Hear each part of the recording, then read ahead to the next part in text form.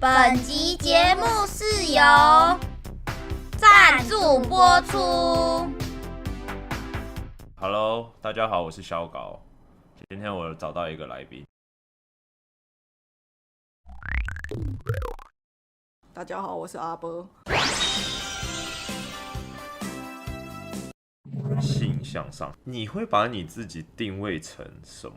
还是你不会去定义这个东西？我觉得如果人家问我，大概会说泛性恋。什么是泛性恋？就是我不管你的性别，就是你哪天跟我说你要去变性，或者是我以为你是女生，我交往之后发现你有鸡鸡之类的，或者你有2根鸡鸡、3根鸡鸡都没有关系。就是、3根鸡鸡也大丈夫。就是你喜欢这个，我就是只喜欢这个人的灵魂，可以这么说吧。他一定要是人吗？如果要成立恋爱关系的话，对方如果不是个人的话，要怎么样跟你有进一步的心灵的互动？机器人 AI 到了一定程度也可以的话，我觉得机器人就可以。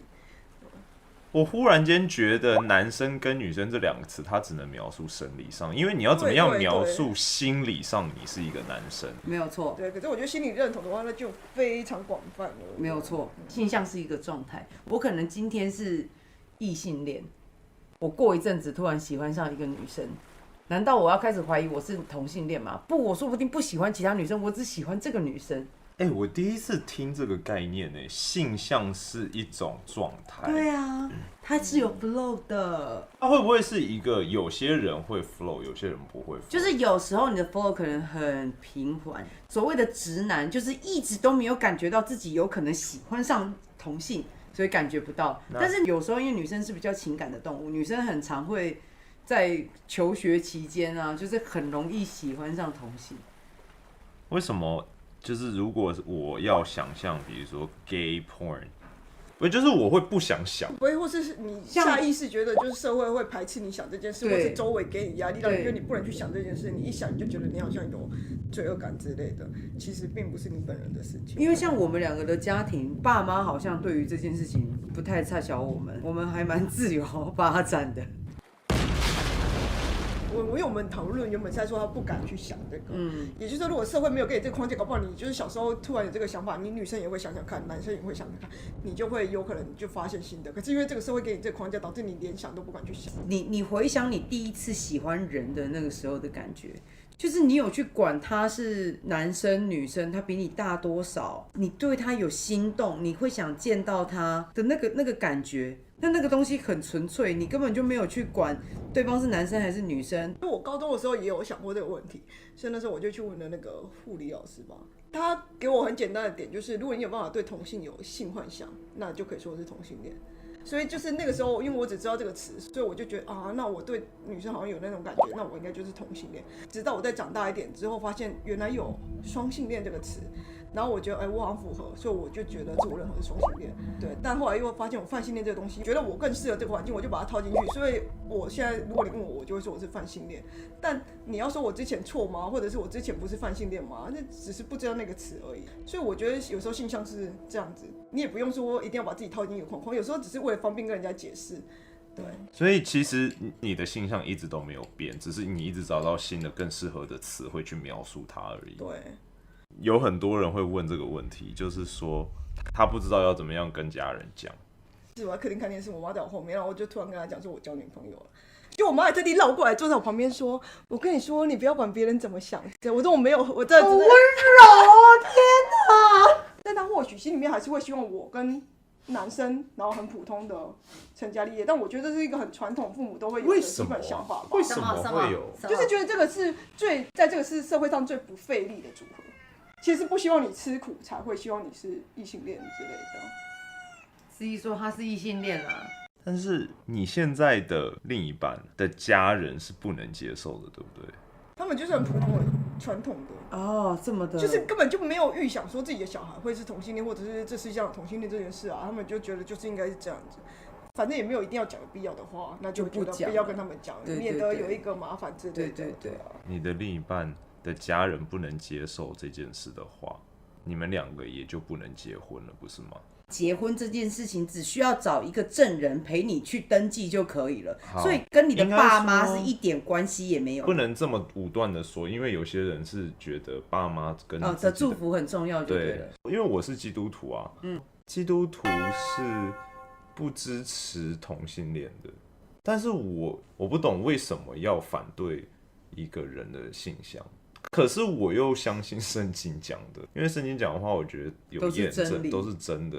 我觉得有时候这是父母反对的一个点，就是我就想反对你啦，我找1000个理由也会反对你。基督教只是因为我还有我的众多的伙伴，他们会一起来帮我。啊，不要啦，不要这么坏。因为我会觉得一个父母，如果像我爸哈，他其实是个比我弟更传统的直男，他根本就可能没有想过同性恋这个词。但是因为我妈这样讲，然后我知道我爸是爱我的，所以他就接受了。哦，对，就是爱啊。所以我会觉得，如果是一个基督教父母，再怎么样好了，他如果真的爱他的小孩，其实就会跨过那个门槛吧。他们都希望传宗接代，那就是他自己的期望，对，只是他用这件事来包装而已。如果是我就会觉得天哪，我妈如果爱宗教胜过爱我的话，那我干嘛要她的认同啊？你我爱个算，那我就算了，反正我是同性恋，怎么样？对啦，我觉得上帝是爱所有人的，但是爱他的人不一定会爱所有人。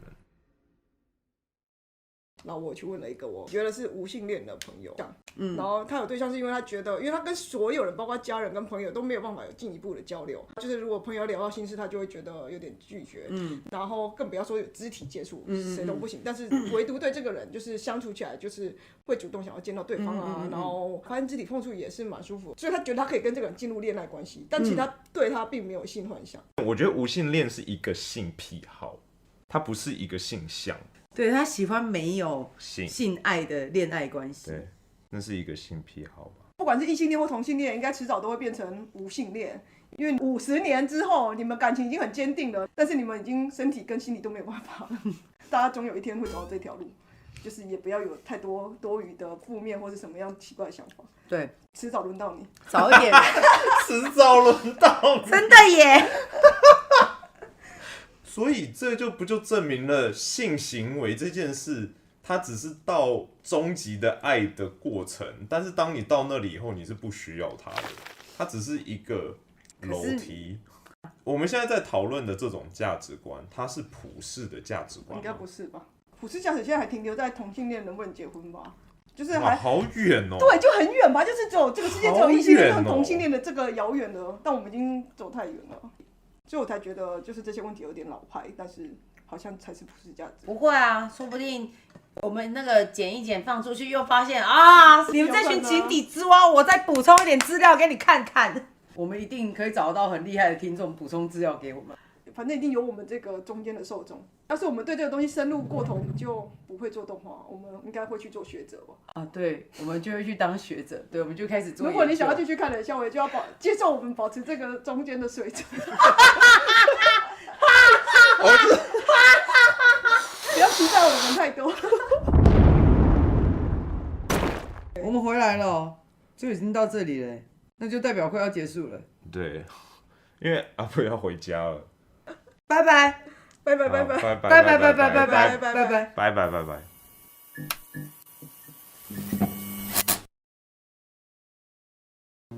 好，假设我的朋友是同性恋，然后我是反同的，我只是不认同他的形象，但是不表示我们不能当朋友，就是我们在这个上面是不合的，但是我们在其他的不要聊这个就好了。对，就是有点像我们政治立场不同，但我们还是可以当朋友，这也是一种相处方式。对啊，对。